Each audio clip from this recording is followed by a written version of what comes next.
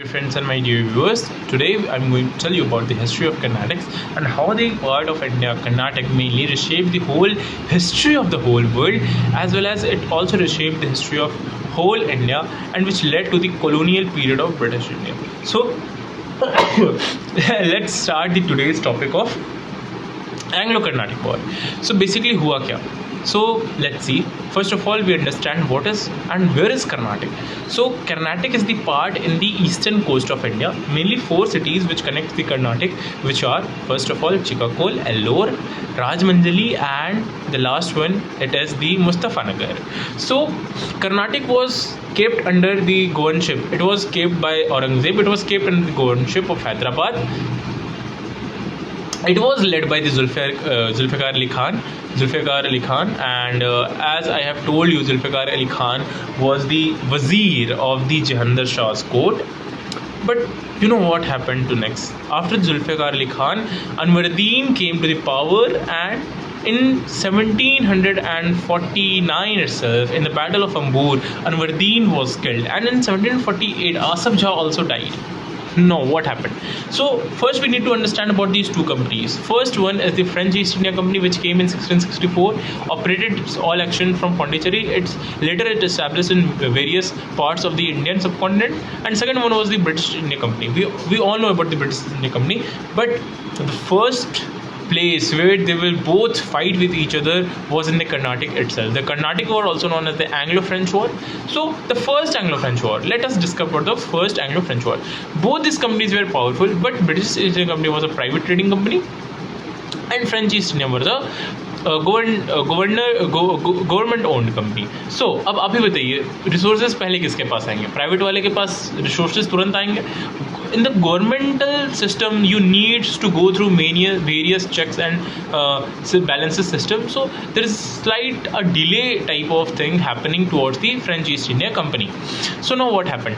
Both after 1730s, both in the time of Anwaruddin tried to impart their influentiality in the Carnatic's area. So what happened?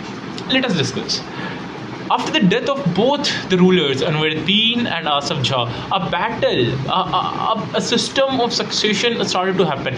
In 1746, so before the killing of the Anwaruddin, before from itself, the influential part started to happen in between 1746 to 1748.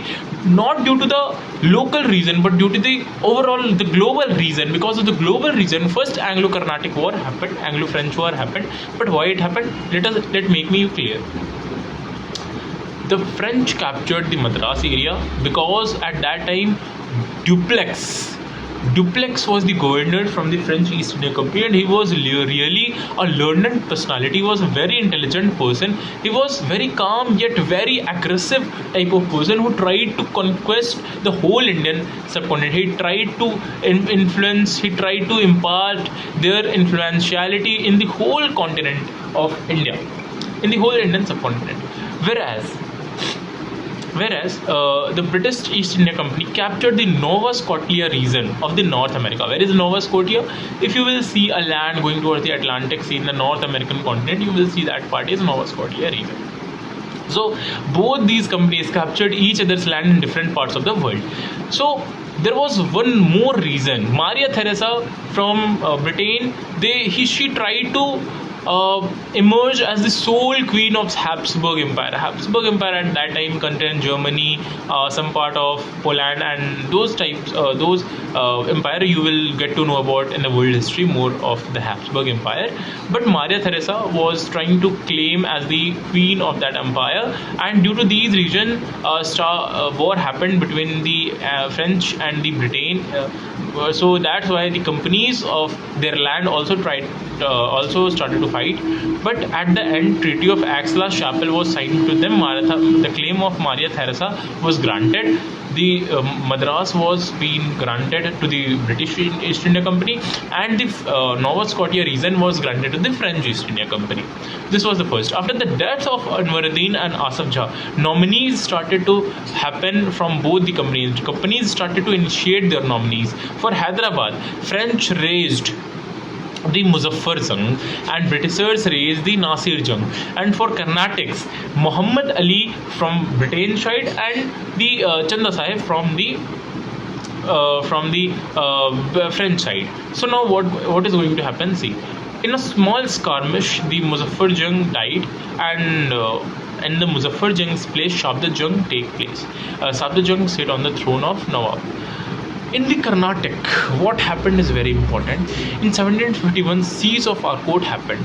Actually, at that time, first of all, at that time, in the Hyderabad, Shabda Jung was kept under the guidance of Bussy from the French East India Company. But what was happening in the side of Carnatic was very important. Carnatics में क्या हो रहा था, ये सबसे ज़्यादा important इसलिए था क्योंकि यहाँ पे कुछ बड़ा होने वाला था. बड़ा क्यों होने वाला था?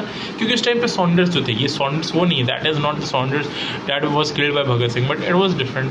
Saunders was the governor, and in that time a young clerk, Robert Clive, went in India.